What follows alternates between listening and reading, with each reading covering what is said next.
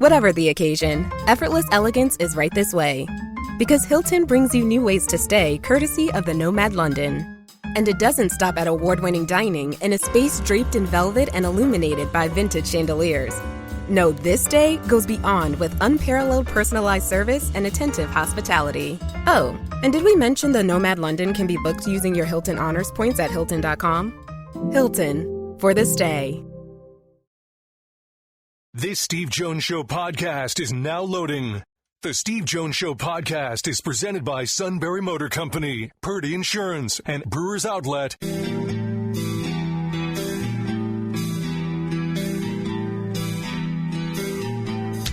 Bringing you an in-depth look at Penn State sports and more. This is the Steve Jones Show on News Radio 1070 WKOK. The Steve Jones Show is presented by Brewers Outlet, Sunbury Motor Company, and Purdy Insurance. Now, from the Sunbury Motor Studio, here's Steve Jones. And this half hour. This half hour is being brought to you by Sunbury Motors, 4th Street in Sunbury. Sunbury Motors Kia, routes 11 and 15, Hummels Wharf, and online at sunburymotors.com. Ford, Kia, Hyundai, best in new inventory. Great pre-owned inventory that they go over with a fine-tooth comb to make the buying experience easier. And a great service department. Whether it's quick lane inspections, routine, difficult, they handle it all at Sunbury Motors, 4th Street in Sunbury. Sunbury Motors, Kia, routes 11 and 15, Hummels Wharf, and online at sunburymotors.com. And we bring in the outstanding Tuesdays with Neal. Neal Coolong, sir, welcome. You bet. As always, great to be here. Thank you for having me. Okay, interesting time. Frank Ragnow retired at the age of 29. He played through a lot of injuries, so he didn't miss as many games. But what does that now mean for a Detroit Lion offensive line and approach? Because they're a team that has been built, quote, the old-fashioned way by winning up front. And winning up front they have, and Ragnow's been a big part of that. You're looking at a high-level center isn't just physical, it's more mental than anything else. It's giving your quarterback the ability to identify the rush. In some cases, they're pointing out coverage as well. It's not just, yelling who the middle linebacker is like we usually hear watching on TV. They're diagnosing where guys are going to come. They're usually very intelligent. The best ones are very intelligent. They know how to play. And with a guy like Ragnow, he had the physical ability as well. They could pull him as part of their power game. He had that quickness coming out of his pivot. A high-level player, that's a big loss. And you have to think, to some degree, the Lions had to know that was at least on the table. And we'll see exactly what their plans are going to be. But success at that position tends to beget success at that position if you prepare for it, if you've got somebody waiting in the wings. Now, the problem is the 53-man roster, teams don't tend to like to back up their center with a future starter. Usually he's a veteran interior lineman that can play all three positions, center when they need him to, but he's not necessarily their long-term option. A guy like Ragnow, I don't want to say that 29 is old or young. You're kind of in the middle there, but he's been hurt quite a bit. This isn't something that it didn't just come up last week. He's been thinking this for a while. Injuries mount after a while. It's kind of like, all right, I can keep doing this.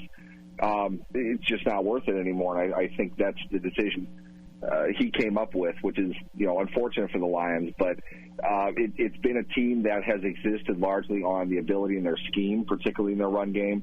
Not to undermine the level of players that they have there, Ragnow in particular, but when you have a schematic advantage, you can push that with maybe less than all pro-level players. But we'll see. Come end of September, we're really going to have a good idea of the real value that Ragnow had on that team. Definitely a big loss for the Lions, but a team that they've lost guys before, and they've continued to be successful. We'll see what they drum up, but definitely a huge curveball to their offseason. Any ability that they have to get to a Super Bowl, you have to kind of wonder now, are they going to be able to make that step, finally get over that hump and get in the game where they want to be?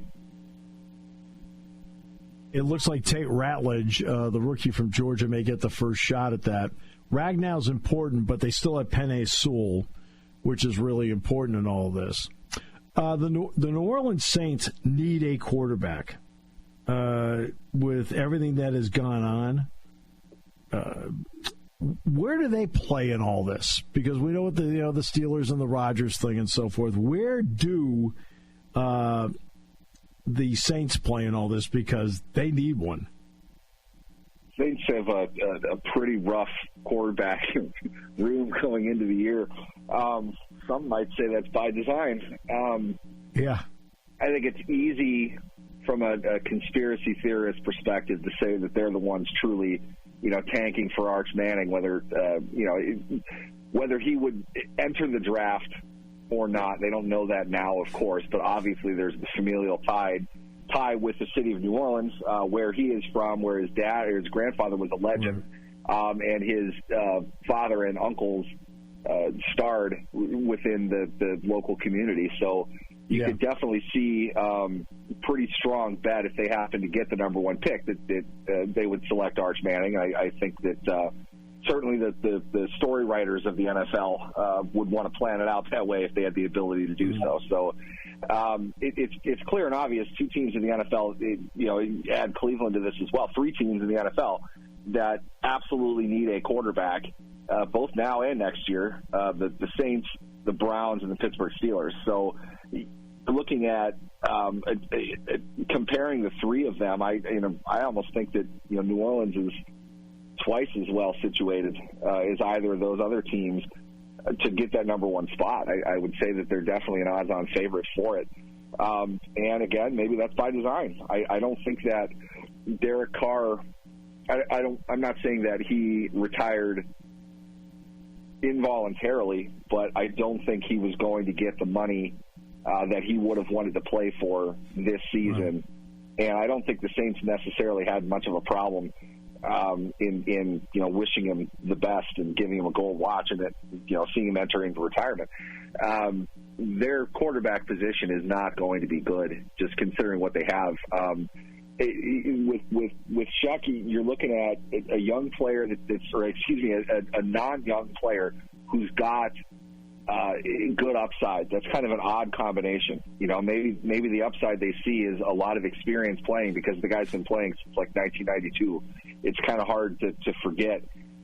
He shouldn't be raw. He's played the game more than anybody has. There are veterans in the league that have played less football than Chuck has. So right. you put all that along with Spencer Rattler, a guy with, I missed on that quite a bit. I thought he would be a pretty successful player. Boatload of arm talent, just doesn't make good decisions ever. Right. And to me, at this point now, considering it's been like the last 4 seasons with him, I don't think it's wise to expect he'll get over that and play the game the way it needs to be played. I don't know how long you could really get with him. I'm forgetting their third option off the top of my head, but I don't think it's any better than options 4, 5, and 6, which may or may not be on their roster. They're not going to have a particularly good quarterback position this season, and that really kind of calls into question, what are they looking to do long term? Is this going to be the year where they kind of flip everything out? Kellen Moore comes in knowing that this really is a rebuild, and they're, if they like Shuck that much, I guess you could say, well, they got their guy. This is about building him up. I would anticipate he'll be the starter certainly at some point this season, but overall, they don't have a very strong team. And the quarterback is the biggest hole, but I don't like accusing anybody, especially in the NFL, of tanking. And I'm not saying that that's what they're doing. Certainly the players are not going to do that. But they do not have a very strong roster, and they do seem pretty well positioned to be in probably the top 3 of next year's draft. You mentioned the need for quarterbacks next year. You said the Steelers, the Saints, and the Browns. Don't the Browns have Shedeur Sanders?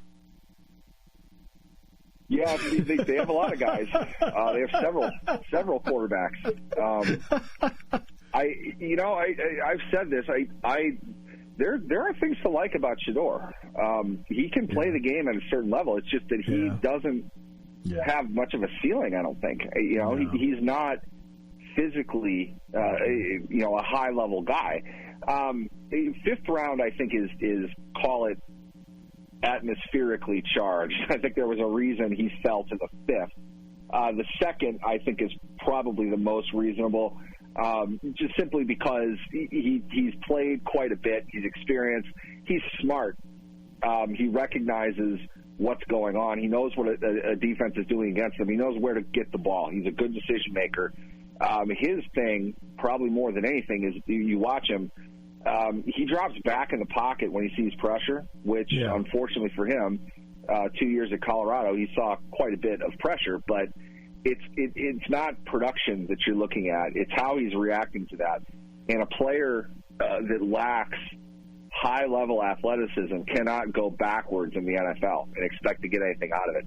That's typically what you're going to do if you're just going to out-angle defenders and make a big-time throw on the moving outside of the pocket against your body, whatever it is. There are players who can do that. Shedeur isn't one of them, though. I remember, I think we talked about this. I thought it was hilarious. The one highlight they showed, not that this is his fault, but the one highlight they showed the most, I think, on draft weekend was this one where he gets the ball, immediately he's seeing A-gap pressure. He spins and rolls out to his left, and he throws up a prayer to the corner of the end zone where the third overall pick in the draft makes a big play on it. Like, who's the highlight here? I mean, it was not a smart decision on Shedeur's part. It's not as if Travis Hunter was going to that spot. He had to readjust and make a play on it. But that, I think, personified the success that Sanders had. One might say that it's smart to put the ball up to your playmakers and let them make a play. On the other, there's no way he's getting away with that in the NFL. It wobbled. It took forever to get where it was going, and he would have taken a 13-yard loss on the play because he wasn't, in my opinion anyway, he wasn't athletic enough over 5 steps, maybe 2. Over 5 steps, he's not outrunning an NFL defensive end. It's just not going to happen. Right. So if that's what he's built his body of work on now, he's got a long way to go, and that's going to be a problem. And Cleveland, I think, kind of knows that. But I would expect I definitely think he's a better quarterback than Dylan Gabriel is. So I think Shedeur is the one that makes the team, or they cut both of them, keep 2, and have 1 on the practice squad. I think he would be what you'd call your third quarterback by the end of training camp. And that, to me, absolutely does not suggest that either Joe Flacco, Kenny Pickett, or Shedeur Sanders should be your guy going into 2026. And depending on where Cleveland falls, I don't know. I've kind of given up trying to anticipate where Cleveland's going to be as a team. What I know is the one thing we can absolutely bank on is Deshaun Watson's not going to be on that team next season. They're going to have to pay a little bit, but it's time for them to find another quarterback long term. And where we're sitting today, it's not going to be the guy that they took in the 3rd round or the 5th round. If they're up high enough, I think they're going to go get one because they really need one. They've spent a lot of money on that roster and been let down by their quarterback. So with that, I put them. I don't know. I could see them landing in the top 10 somewhere, but they got picks back. Maybe they'll want to make a move to get up a little bit and get one of what I think could be 3 or 4 pretty high-level prospects. And Cleveland could use probably any one of them going into next season. Is there any move player-wise the Steelers could make that would entice Aaron Rodgers? Because I know he likes to be surrounded by people he's familiar with. Oh, man. Just joking with some friends of mine. If they sign if they trade for Alan Lazard, it's going to be that move is just so perfect for them. A player that really has not done anything with Rodgers recently, and overall nothing without him at all. If Rodgers needs Alan Lazard on the team, I'm not sure what Alan Lazard is doing to justify that, but it doesn't seem I would think an offense can find success without Alan Lazard on it.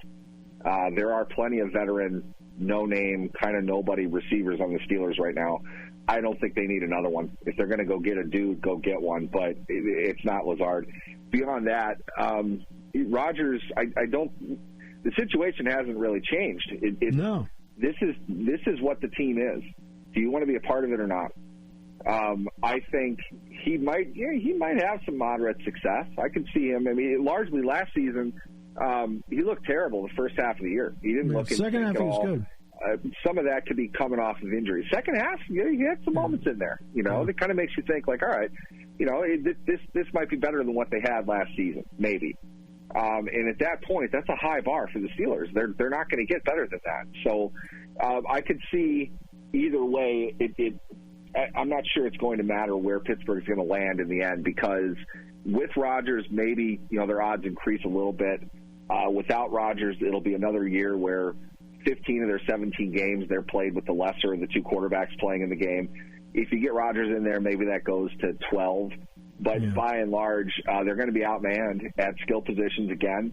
They're going to lack explosive plays. They're going to try to load up to have 9-play drives for some touchdowns, largely field goals, and then hope to hold the opponent under 22 points. That'll be their key to success. That's probably what's going to happen. Most of the games they win. That's what they're built to do right now. And it's also one step away from completely falling apart. So Rodgers, it's not going to be about money. He's not going to get the $30 million that people seem to think that he wants. It's going to be in the ballpark of 15 to 17 if he does sign. But my guess would be if he's going to, it's not going to be until like a week before training camp. Maybe even during training camp, for all we know. He doesn't really have a particular reason to sign right now.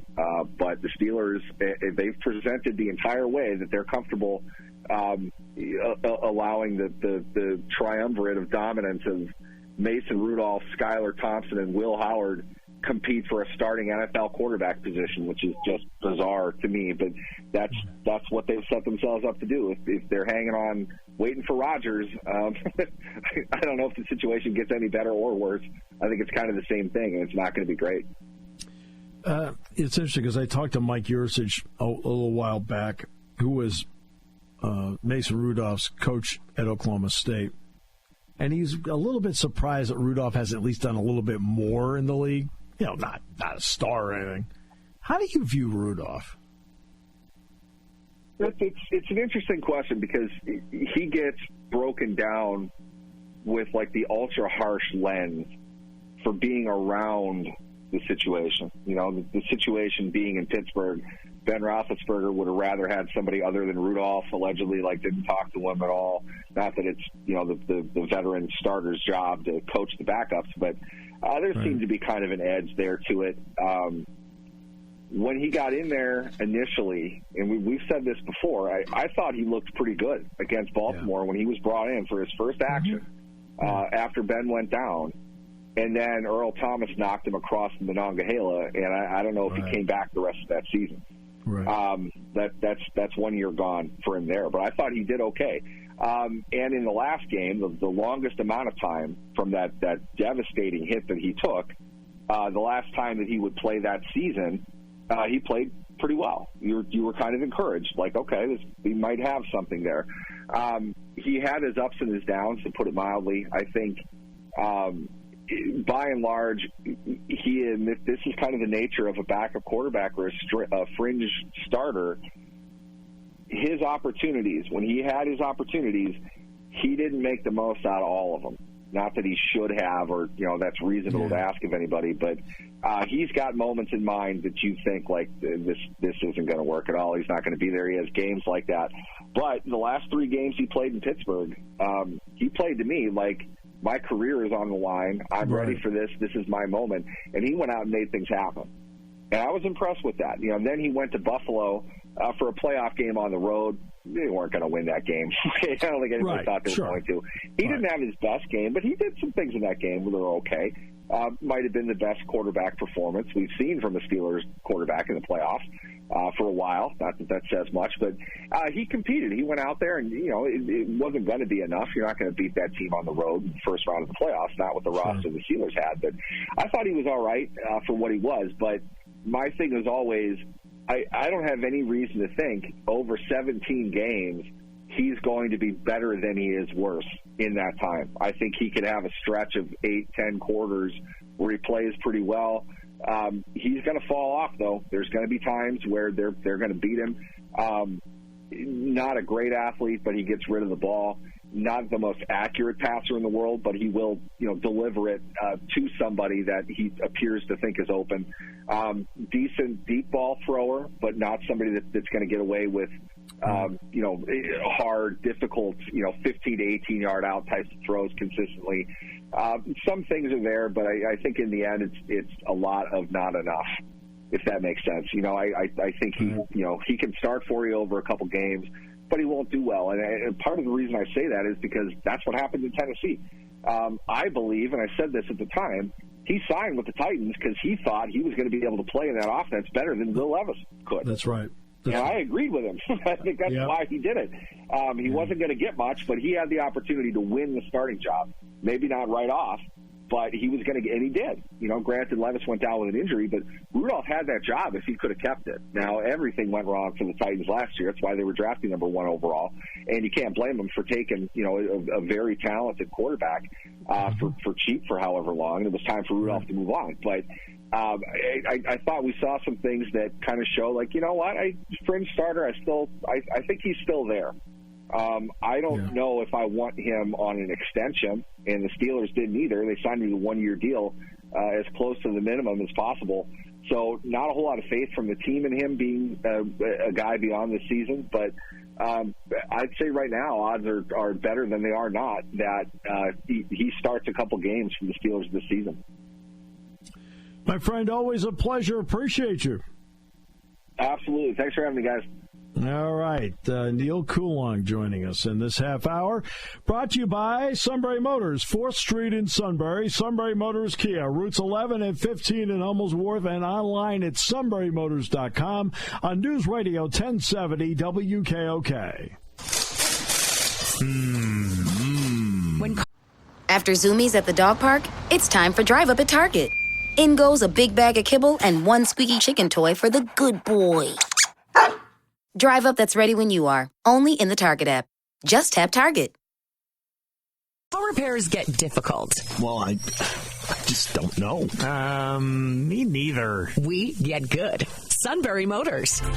More than quality new and used cars, Sunbury Motors specializes in complicated auto repair diagnosis. They can handle intricate repairs and even complete auto body with service open Monday through Friday, 7 till 4. And Sunbury Motors has made simple repairs easy. Maintaining your vehicle is necessary. Finding the time to do it is difficult. Welcome to Sunbury Motors Quick Lane. Just walk in or call ahead. Relax in their remodeled waiting room with Wi-Fi, beverages, and snacks. While Sunbury Motors factory-trained techs take care of your oil change, tire alignments, brakes, and inspections. Quick Lane, 6:30 to 6, Monday through Friday, Saturday, 6:30 till 2. Sunbury Motors, Ford and Hyundai, North 4th Street, Sunbury. And Sunbury Motors Kia, routes 11 and 15 in Hummels Wharf. We take the out of auto repair. Hi, this is Season. For over 100 years, the Purdy Insurance Agency has been protecting families and businesses of the greater Susquehanna Valley and beyond. With the experience of our trained and knowledgeable staff, you can rest assured that your needs will be evaluated and met by some of the industry's best representatives. No matter what your insurance needs are, call Purdy Insurance today at 570-286-5855. Visit our website at purdyinsurance.com or check us out on Facebook to see what we can do for you.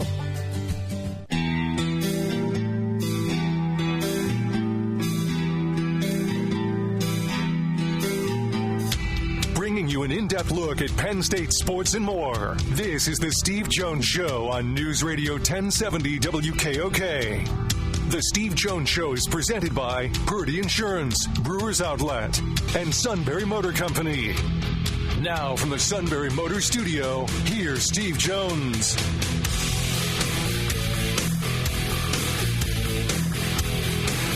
Great to be with you, and this half hour brought to you by Brewers Outlet, Reagan Street in Sunbury, the beverage supermarket. Imports, domestics, microbrews, the best selection of beer anywhere. Wine coolers, water, soft drinks, snacks. Lots of snacks. They roast their peanuts fresh and out every day. 6 great flavors of slushies. Ready-to-drink cocktails, Crown Royal, Jack Daniels, High Noon. And the Pickle Bar, led by the Barrels and the Dills, indeed second to none. All at Brewers Outlet, Reagan Street in Sunbury, the beverage supermarket. Yeah. Time to start stocking up for the weekend and to finally get some plans ready for the 4th of July, birthday number 249 for the U.S. 249. How about that? Boy, imagine what next year is going to be like. I remember going through the 200th, the bicentennial. So I was going to play. It was not the 4th of July. It was like the 2nd or 3rd of July, whatever. And a group of buddies, we decided to go play golf at a golf course called Franconia in Longmeadow, Massachusetts.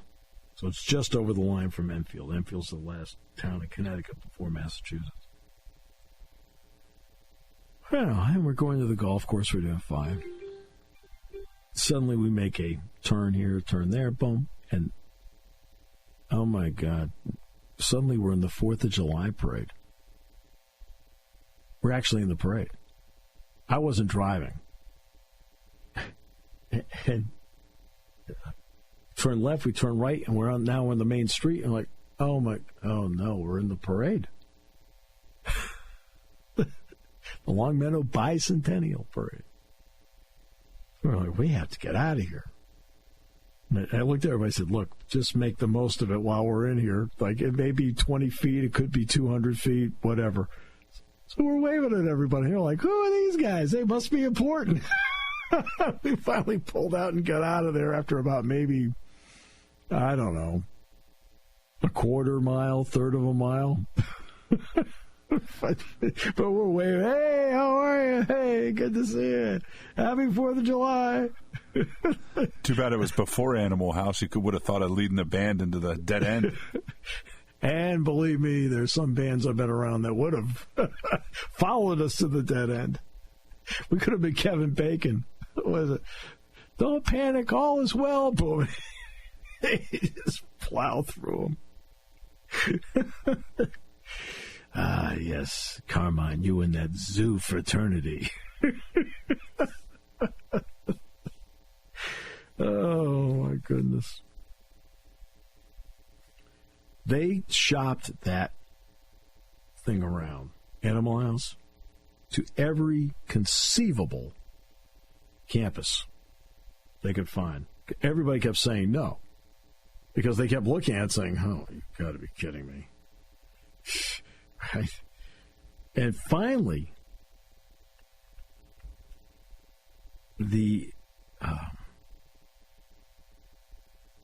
Oregon said yes. I mean, it took them forever. They finally got Oregon to say yes. And it really was, look, I remember one time, Laura Sullivan, who runs Eisenhower Auditorium, so she loves the arts. And one day, the two of us were talking about movies. He said, what's your idea of a great movie? I looked at her and go, Animal House. He's like, oh, you are such a peasant. You are a peasant.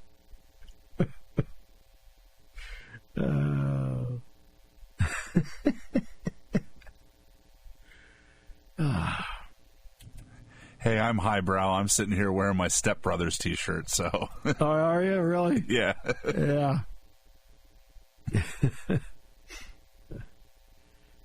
It was, it was, believe it or not, for Kevin Bacon to mention how he gets bowled over in this thing.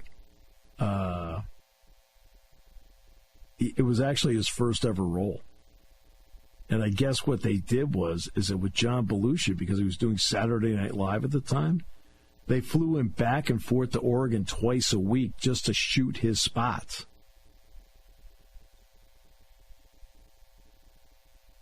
Yeah. That had to be a little exhausting. Yeah. Also, explain some of his predilectivities. Well, like the one where he puts, I don't know, cream of wheat in his mouth and then pops it out.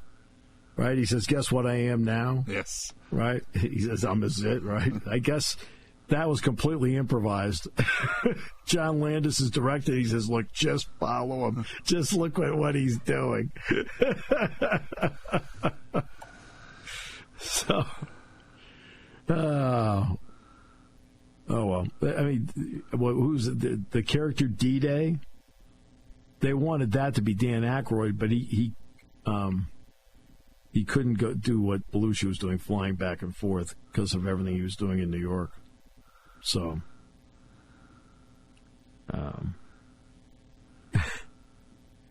crazy. I just watched the Blues Brothers like a week ago. It was on IFC. Well, you know what? They spent more money on advertising and promotion for Animal House than they actually spent on the film. That doesn't surprise me. Okay. Now, if you're wondering about where Belushi is drinking whiskey out of the bottle, that's actually iced tea. The Knicks, by the way, have fired Tom Thibodeau. They did so today. Obviously, he was the problem. Hey. I mean, I don't know what they do. I mean, I think at this point, they're kind of stuck with Cat. I think people know what Cat is, so I don't think they can get something commensurate to his $50 million salary to help them. Yeah. I mean, if Tom Thibodeau can't make Jalen Brunson and Cat better defensive players, I don't know who's going to. You know,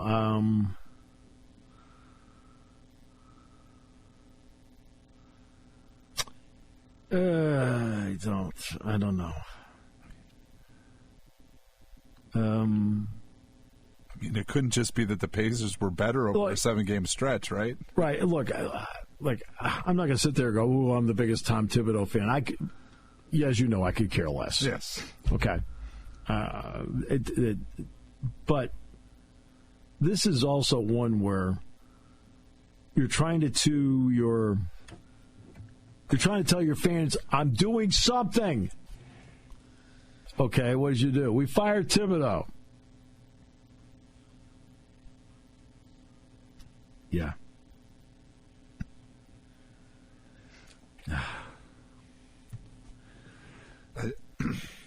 I mean, it's not coaching that's going to get them over the hump. No. First of all, part of Thibodeau's MO is what? He's a defensive coach, right? And they acquire, and look, Julius Randle's not a great defender either, okay? But Karl Anthony Towns is not a great defender, okay?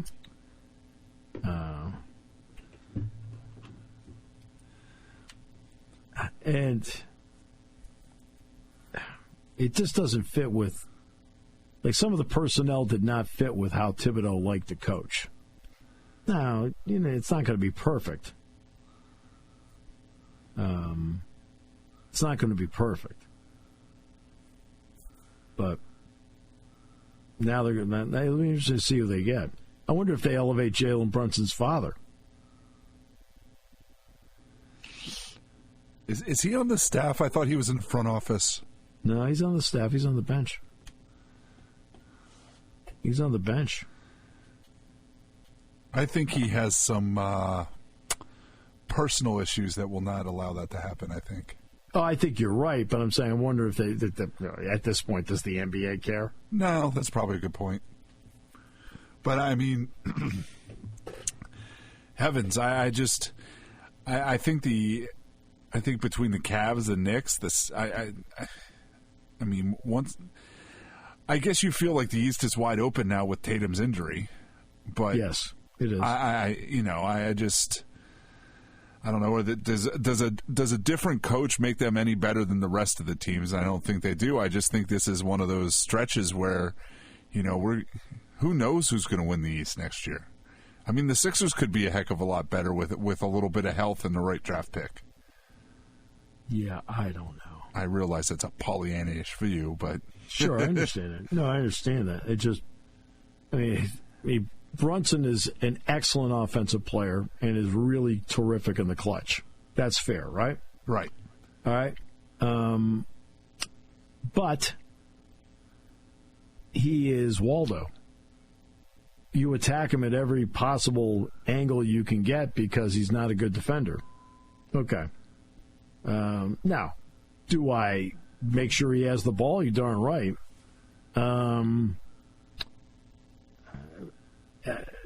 So you're not going to take him out because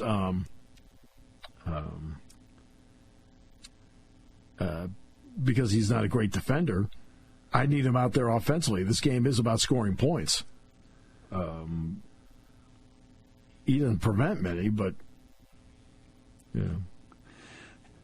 I would say he's not a good defender because he's not quick. You know, he doesn't. There's not much you can do to make Jalen Brunson a better defender. I mean, he's pretty good at I think the biggest problem with Cat is he's a disinterested defender. He's totally disinterested. And that has to be the most frustrating thing about him. He's 7 foot tall with long arms and he moves well and he just should be better. And I think it was the Athletics article this week about the end of their season is, you know, that was their biggest problem. His biggest problem with his teammates was sometimes he just makes decisions on his own and fails to communicate, and then they get, you know, their rotations are off and something happens and they end up giving an easy basket, and that seems to be, and you know, that was his biggest problem in Minnesota as well. Yeah, well, that's why Mitchell Robinson was so valuable to them. Yeah, I mean, he was valuable because he played D, and he's a really good defender. He's just doesn't have enough offensively. So you're trying to combine the two, and unfortunately you can't combine the two. That's impossible. And, you know, so Thibodeau's out. He's the one that pays the price. You expected probably he would be the one to pay the price because it's easier to do that than to change the personnel. So you say it's harder to fire the players. Yeah, so much harder. All right, wrap it up in a moment here on News Radio 1070 WKOK.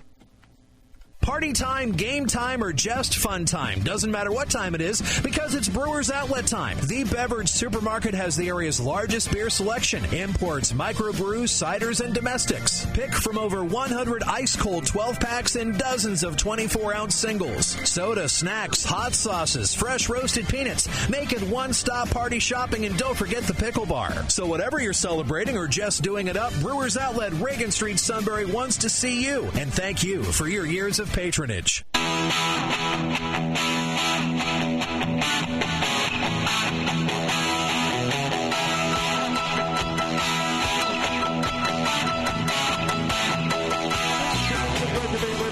Thibodeau has been fired as the head coach of the Knicks. He has been replaced by the suit. No, I'm just kidding. No? Whoopi Goldberg like it's Eddie.